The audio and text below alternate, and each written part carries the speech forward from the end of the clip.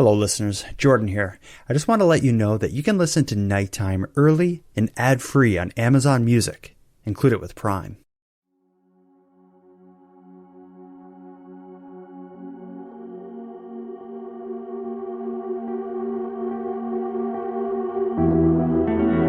You are tuned to the Nighttime Podcast, focused on the fringe of Canada.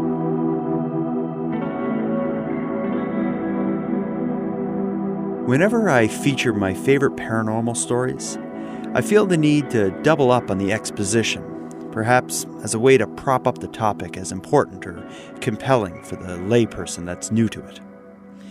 It's not about exaggeration, and hopefully it's not disingenuine. It's more so about telling the story in a way that highlights the facts and makes the entirety sound a bit more interesting and, I suppose, a bit more believable. In tonight's story, I don't need to give that much thought at all. The UFO event I'll be discussing is a sort of undefeated champion of unexplained phenomenon. For over 50 years, a revolving door of civilian and government investigators have attempted to provide an explanation for this mystery. Yet, this UFO event remains an enigma.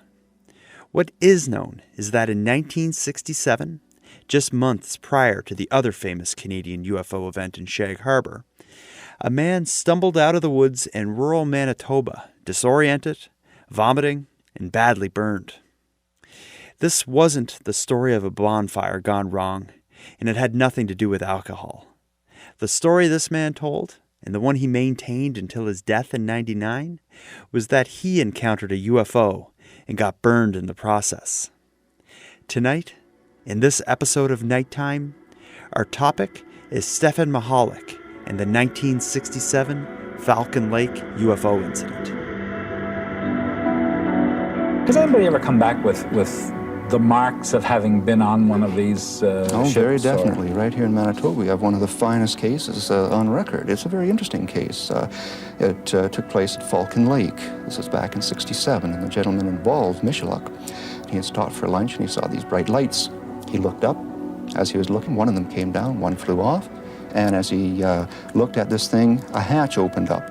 As he stepped back from viewing this thing, the thing tilted, started swinging around in a counterclockwise direction, bringing some vent holes in front of him, hit him in the chest, knocked him down, and this thing took off.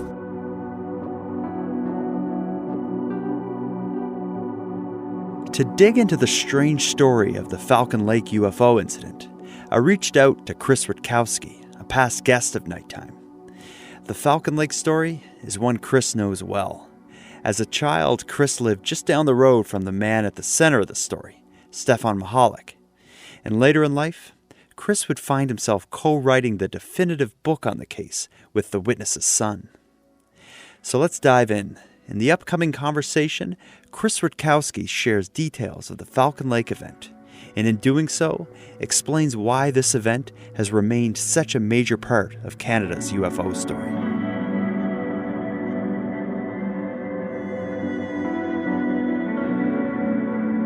Tell me a bit about the role the Falcon Lake UFO event has played in your history and, the UFO world. Well, it actually happened before I started investigating. It happened in '67. I started getting into UFOs in the '70s. But it's certainly because it's so well known. When everybody comes to talk with me about Manitoba UFOs, it's certainly the case that comes up. And yet, over the course of 40 or more years, I've investigated literally thousands of cases, and there's some really fascinating cases out there. But it's the one that seems to draw the most attention because it has all those qualities that you really want in a UFO case. You've got a witness who is physically injured. You've got markings at a site. It was investigated by the RCMP and the Air Force. There was radiation found. I mean, and all the documents are available. So you've got everything that you would possibly want from one particular UFO case. Mm-hmm. And I guess the idea of in this event not going away and staying kind of current and of so much interest for people, that certainly hasn't changed. And even recently, like you co-wrote a book with the witness's son that has kind of brought the story back to the forefront again. Tell me how the book came together. Like, what led to you partnering basically with the witness's family to tell this story? Well, it actually was completely by happenstance that I grew up living on the same street as the family, and I actually knew the witness's son. In fact, about the same age, and we hung around with each other. And I have this vague recollection back in the 60s of going over to his home one time to want to ride a bike with him, and let's go off doing something. And he said, "I can't. My dad was hurt somewhere out in the forest." And so I actually knew the family a little bit, and over the years they really became jaded at all the investigators and the media who had literally shown up on their doorstep and demanding to hear the story. In fact, that's where the title of the book comes from. The title of the book is When They Appeared, and it has nothing to do with aliens. It has to do with the incessant clamor of investigators, TV crews, interviewers, everybody who wanted to talk with them. I mean, the RCMP were frequent visitors. Canadian Air Force investigators were there on their doorstep. I mean, it was, in fact, back in the 60s, they were saying that newspaper photographers were there so often that they actually had to sweep the broken flash bulbs off their front steps because they were just, people were trying to get a photo of them so much. So it was certainly something that, was a lightning rod for people interested in flying saucers and UFOs back then.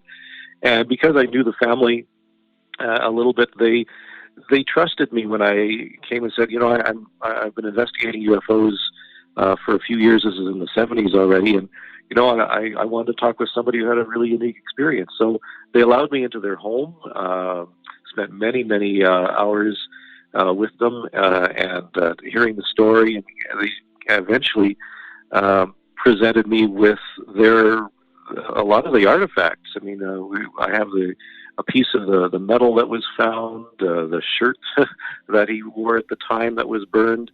It's and many of the documents that have never seen the light of day. Wow. And it also got you on the television show Unsolved Mysteries, which is I guess a badge of honor for, people in this world. Yeah, the original Unsolved Mysteries with Robert Stack.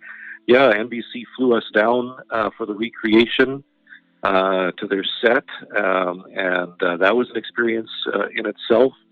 And in fact, in our book, we relate the story of what happened and what transpired. And in fact, the book is written from the perspective partly from the witness's son. His name's Stan Mahalik, and 10-year-old or 11-year-old kid at the time. It was very, very amazing to see what was going on, and it really disrupted the entire family. It's how a UFO experience affects the witness and the witness's family. I mean, investigators followed the kids home from school. They went to the place where the witness worked. The RCMP interrogated everybody and everything to find out what was going on. Is there anything in this guy's background that suggests he was making it up? And eventually the RCMP and the Canadian forces both concluded that they had no explanation for the case.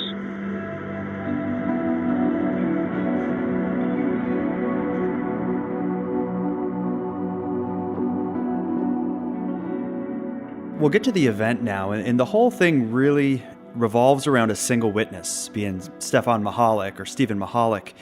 Tell me about Mahalik as he was when this happened back in '67. Like, what was going on in his life leading up to this? Well, Stefan Mahalik was an immigrant from Eastern Europe, and he had been in the military. And when he came to Canada, eventually brought his family over. He was a bit of a rock hound. He took an interest in geology. And when they moved into Manitoba, there's the Whiteshell Provincial Park, which is about an hour's drive away from Winnipeg, part of the Canadian Shield. And there's some interesting minerals out there. In fact, Mahalik, like many people, had staked claims. There's nice quartz veins, and of course, where there's quartz, there can be other, things like silver and gold and copper, and and there actually is a gold mine not all that far away. But he had gone out on the May long weekend in 1967, stayed overnight in the hotel in the town of Falcon Lake, and in the morning tromped off into the bush to see what he could find. Around noon, he had stopped for lunch after being in the bush for a while, and his attention was drawn to something that was in the sky. There were two what he described as white cigar-shaped objects, and as one descended, he noticed it wasn't actually cigar-shaped; it was disc-shaped. It was, changing color from white down to yellow to orange to red, and eventually he saw it was a silver in color, metallic. It seemed to land not far from him, maybe about 150 feet away, and he observed it for a while from crouching down in a bush. And this thing was just, it had a dome on top, classic Hollywood-style flying saucer, a little door opened in the side, and he could hear some squeaky voices, and he thought, oh, this must be some sort of American secret landing craft, because this is just about the beginning of Apollo and the moon landing. He figured maybe this is an American test vehicle for the moon that went off course. And he approached this thing, and because he thought it must have been American, because what else could it be? He actually never at one time thought in terms of little green guys. He was thinking this is a physical craft, and he was familiar with aircraft. When he got to the side of it, he poked his head inside, saw through a little door that had opened, saw some flashing lights, and all of a sudden his hand was hot because he had leaned on the side of this thing. His rubberized glove had melted because the side of this thing was about 30, the saucer was 35 feet across, 12 feet high. And he had retreated back a few steps, which is good because this whole thing rotated so that there was kind of an exhaust, a grill of some kind in front of him, and out of this grill or exhaust came a blast of hot gas, which set his clothes on fire, set fire to some pine needles and leaves that were nearby, and the thing took off. And the story of his case is so fascinating. He eventually did make it back to Winnipeg, where he was treated at a hospital. He was treated at emergency for first and second degree burns on his body. And then the story started coming out. It went to the media, and the RCMP came by, the Canadian Forces came by. And, what's curious is that we have all this documentation. In fact, I sometimes argue that the Falcon Lake case is better than Roswell, because even though it's a single witness case, we technically don't have any witnesses of Roswell, but we also have documents. The United States government says nothing happened in Roswell, but the Canadian government, on several fronts, testifies that this is an actual case. Something happened. We have literally hundreds of pages of documents ranging from RCMP interview transcripts of witness, people testifying about Mihalik and him and his family as well. We have the investigation details from the RCAF in Ottawa, trying to decide what to do, and we have the physical evidence that was examined as well. Mm-hmm. And of the physical evidence, I think the injuries that Mihalik sustained in this event seem to be among the most compelling, because there's really, I've seen the photos that have been circulating where you see on his chest very clear kind of a circular kind of damage to his skin, basically spots in a sort of a grid pattern. Is there any explanation for the actual injuries? Is it a radiation burn or heat burn? What was determined with that? Well, even though a lot of talk has been going around over the years about this being a radiation case, the burns on his body were actually thermal. So there was whatever was in this gas or steam or whatever came out of this object was what burned him. And the pattern is very unique. It matches what he said was the holes on the outside of this saucer. He was, as I mentioned, examined by doctors at the hospital. He went back for additional tests. He went to the CFB Winnipeg, where he was examined by the base doctor there. He went down to the Mayo Clinic in Rochester, where he was given a complete physical and examination down there, including a psychiatric examination. And we have all of the medical records, the medical reports from all the doctors, it's really quite remarkable that we have so much evidence that even the fact that he's a single witness to this case, the physical evidence alone is astounding. And we even do have some radiation connection, and that a year after the fact, he went back to the same site, which again has been found precisely, and there's even GPS coordinates that we've been able to get now. But a year after this happened in 1968, he went back to the site, and because the Canadian forces had discovered radioactive patches in the area, he decided to dig into the rock area to find out if there's anything in cracks, and he found radioactive metal. This is a pure silver, almost pure silver that was radioactive. And he dug them out, many pieces. We have only one piece left now. Others have been lost by giving them to other investigators over the years. And this metal has been tested by many laboratories, University of Chicago, Arizona, Manitoba. I think Toronto might even had a piece of it to test for a while. And it's definitely radioactive. In fact, we took it to a materials testing institute just last year, to verify that it was a chunk of almost pure silver that was somehow melted into a crack within a rock. So, there's enough evidence to suggest something really, really weird happened in Falcon Lake area in 1967. And who knows what it is? People have said, well, this is clearly aliens that were, looking for minerals of one sort or another, and they're opening portals and this, that, and the other thing. But what we do know is that it's simply a mysterious event, and Mr. Mihalik himself never talked in terms of little green guys.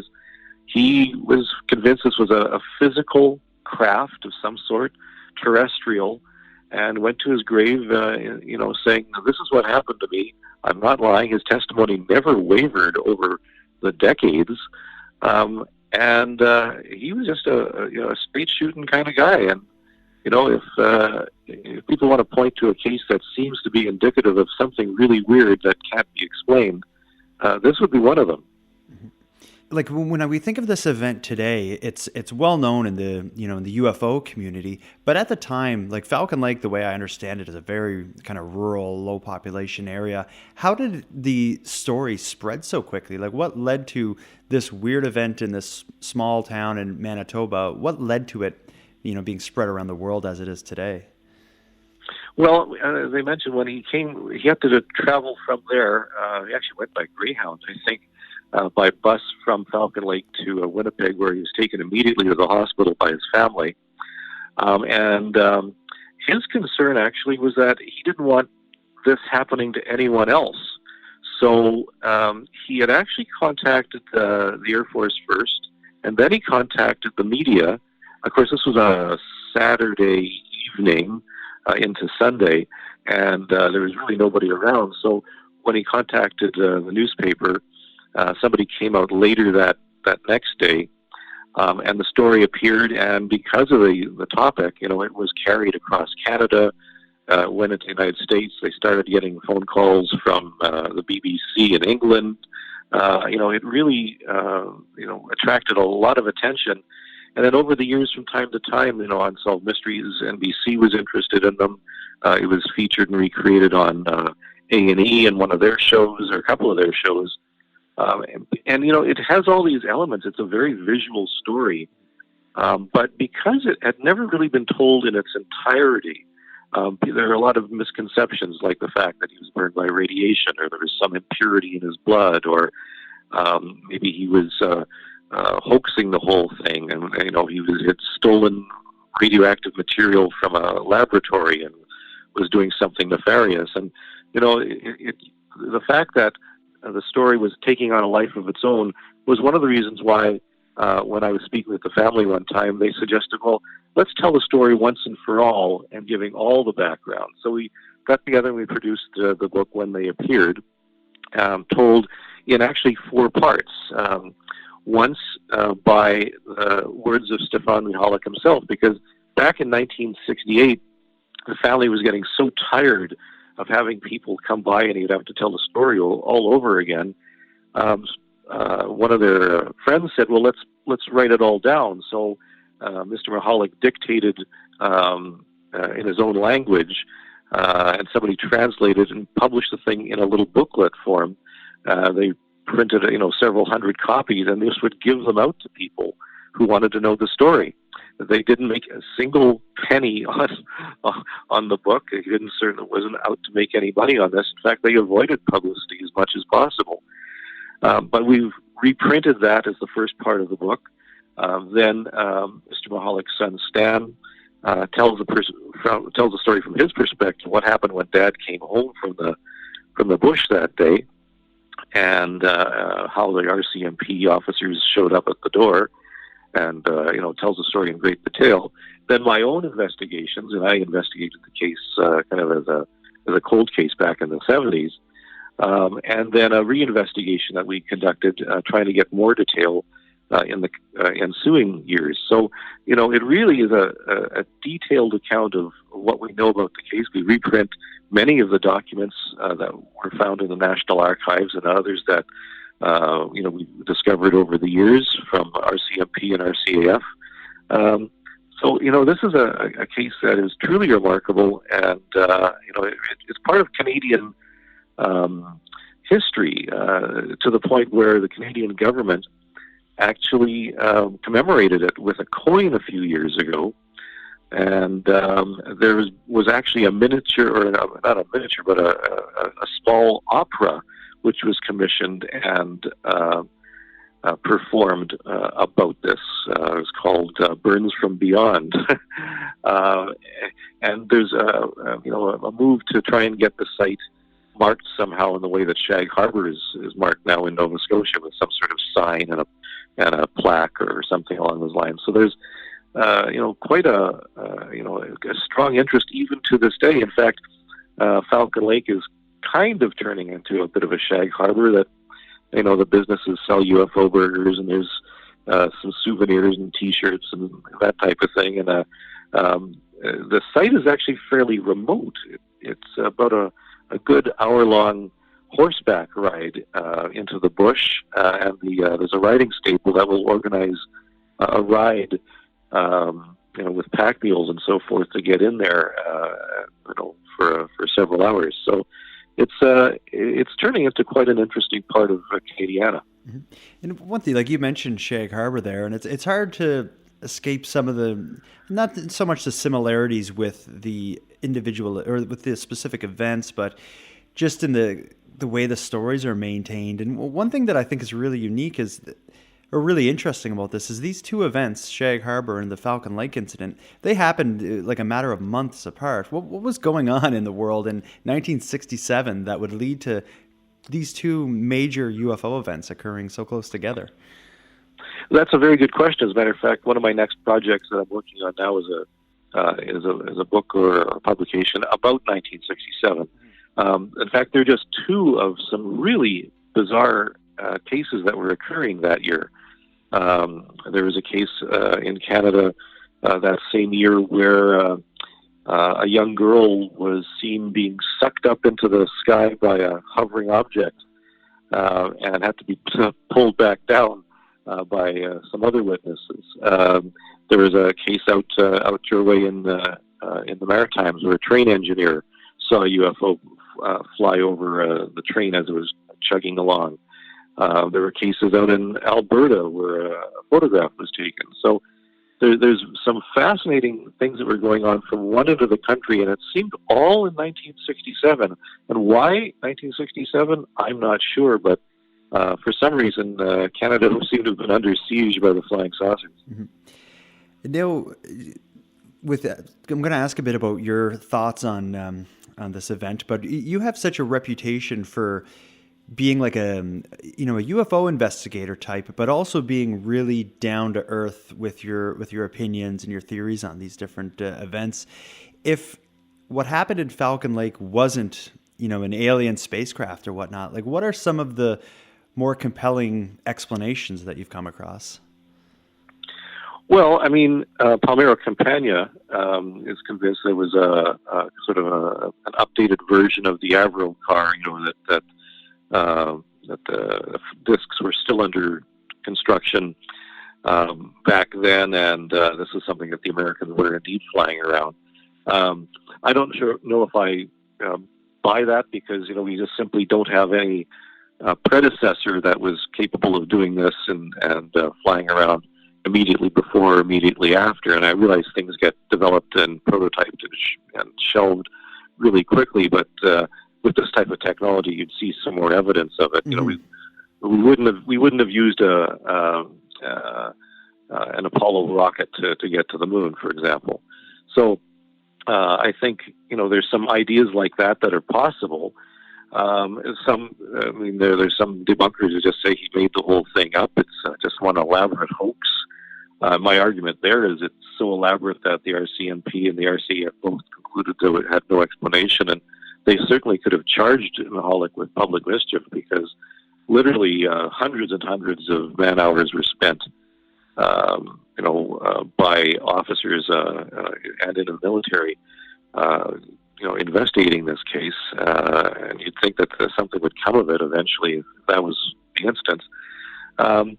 But I think it's simply fair to say we simply don't know. And it's scientifically credible to say we just don't, the data doesn't support one particular theory over another.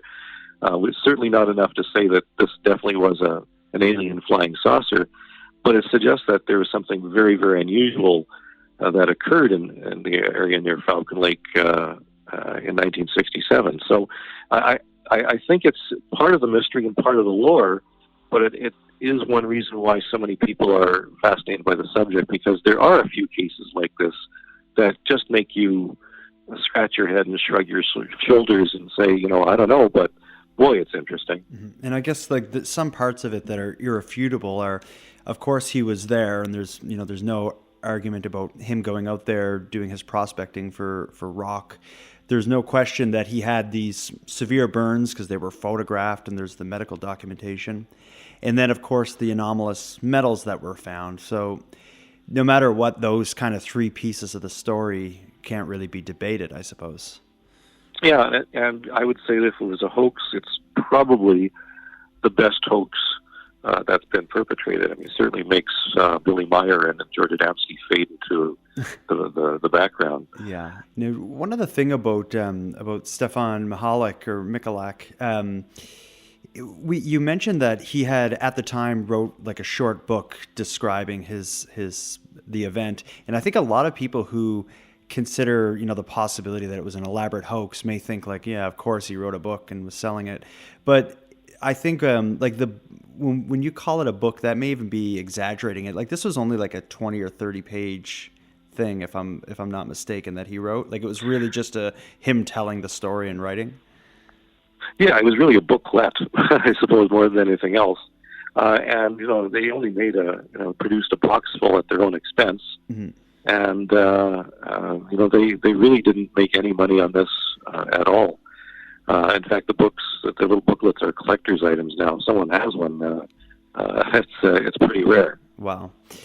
Now, to wrap it up here, so the event has happened. It has been, in the Canadian consciousness of kind of the UFO world since '67. It had a big bump in the, I guess it was the early '90s with Unsolved Mysteries. The story got told again through your book. But now it seems like all of a sudden it's back in the news again, thanks to your donation to the University of Manitoba. Tell me, I've read a bit of the articles, but I didn't want to dive too far into what's going on because I wanted to ask you about it. So just tell me, what is going on between your archive of UFO documents, and the University of Manitoba? Well, it's quite interesting that most people don't know that the University of Manitoba has quite a collection of, I guess, in general terms, paranormal phenomena. They have funds of, people who are really into ghost investigations and Fortean phenomena. Dan Aykroyd's father's collection is housed at University of Manitoba. He was actually a paranormal investigator, really. And other people who've studied unusual phenomena, ESP, and so forth. And along the way, they've also collected a small amount of UFO material. And I guess because of my reputation in the community, I had gotten to know some of the librarians and archivists. And one day, not that long ago, actually, within the past year, one of them came to me and said, well, you must have quite a collection of UFO books and documents and reports. And I said, yeah, I do. And I said, well, what are you going to be doing with it eventually? And I had no idea. I mean, I have all this material, but it was a good question. What am I going to do with all my UFO reports? And over the course of the past 30 years, or more than 30 years, the Canadian UFO Survey alone, I have more than 20,000 separate UFO cases in report form from Canada, just from Canada, and that's not to include the earlier cases. Plus, I have a fairly modest library of several thousand books about UFOs and related phenomena. Not to mention the many fanzines and UFO zines that I collected over the years, plus government documents. And not only the stuff from Archives Canada, but material that I've also been receiving over the years through Transport Canada, through Canadian Forces, and so forth. And they said, well, would you consider donating it to the university? And I thought that was a pretty good idea. So we're actually in the process now of donating all of the UFO reports that have been collected over the years to the university archives. And as part of that, the Falcon Lake investigation case investigations. So all the documents from the RCMP, the RCAF, the letters, there are correspondences from politicians, some of the UFO groups, APRO and NICAP and so forth, and prominent figures in ufology, and the doctors' reports and so forth, and the materials themselves. The shirt that Mr. Mahalik was wearing at the time, clearly showing the burns, is part of the library's collection. And the idea is to digitize the entire collection, especially the Falcon Lake material. But to do that, the one caveat was that the university needed to find some additional funds for that. So they started a crowdfunding page on their website for people to donate towards a crowdfunding campaign to digitize all this UFO material. And, this is a great way for the average person to get involved in ufology, to contribute to UFO research, because, the more that this material is available, the more it benefits everyone who's interested in the subject. So, so beyond just the donations themselves, this is a way of continuing to respond to ufology over the course of the next coming decades. Now I'm going to end with this. You've spent a good chunk of your life looking into Falcon Lake and other similar UFO events. Speaking specifically of Falcon Lake, do you think there's ever going to be an explanation for what Mahalik encountered that day? And if so, what's going to happen to get the truth to come out?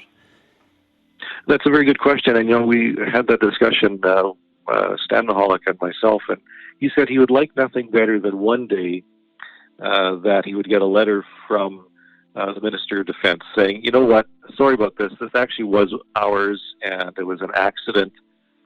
We apologize, and that's the end of that. It would be nice for the truth to come out, because as many of the documents, we have hundreds of documents relating to just Falcon Lake, for example. We suspect there's more. And, somewhere out there might be, further analyses of materials, and someone might know of, some little tidbit of information that we're lacking that might eventually solve this particular case. It's only 52 years ago, so, there could be somebody around who has the key to the mystery.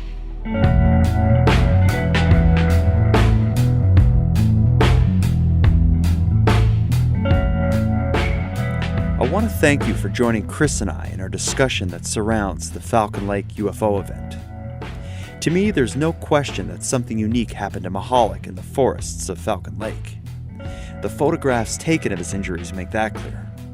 But what it was, be it extraterrestrial or otherwise, I'm afraid I haven't any ideas. But as I do consider the possible explanations, I can't help but come back to the fact that this all occurred only months prior to something crashing into the waters of Shag Harbor. If it was aliens, they sure have an interesting taste in travel destinations. And with that, we'll conclude this episode of Nighttime. But first, before we part, I'd want to end with some thanks. A huge thanks to Chris Rutkowski for again joining me here on Nighttime and sharing some fascinating details. Chris, your contributions towards maintaining Canada's history with UFOs can't be overstated. We, and whoever's looking down at us from above, owe you a big thanks. And for listeners of this show who want more from Chris or want to learn more about the Falcon Lake UFO event, check out the episode notes. I've added links to Chris's book, When They Appeared, as well as links to the Unsolved Mystery episode that featured this event. For anyone else out there who wants more Nighttime, please consider supporting my Patreon campaign. For about the price of a cup of coffee, you can access the premium feed, which provides ad-free, early releases of the episodes, as well as the Nightcap After Show, in which I and a guest climb even further down the rabbit holes than what you'll hear in the main feed. If you want to access the supporter-exclusive features, you can join at patreon.com/nighttimepodcast. And with that said, I want to thank the new members of the group, Caitlin, Elizabeth, and Abby. Thank you for your generous support. And for anyone else who'd like to support the show but can't help financially, you can give me a big hand by telling your friends about me and leaving a positive review on Apple Podcasts or whichever equivalent you use. If any of you listening want to stay up to date with my activities on or off the show, follow me on Facebook, Twitter, and Instagram. I use the handle @NighttimePod. I'm also on YouTube now. And if you have any story ideas or want to give feedback on the show, I'd love to hear from you at nighttimepodcast@gmail.com. Now until next time, take care of each other, hug your loved ones tight, and contact me on social media and let me know what you think happened in Falcon Lake. The Nighttime Podcast is written, hosted, and produced by Jordan Bonaparte. Copyright Jordan Bonaparte. If people want to contribute to the crowdfunding, how do they do that? The site to go to for the crowdfunding campaign to digitize the UFO material is give.umanitoba.ca/UFO files. And that'll take you to the crowdfunding site.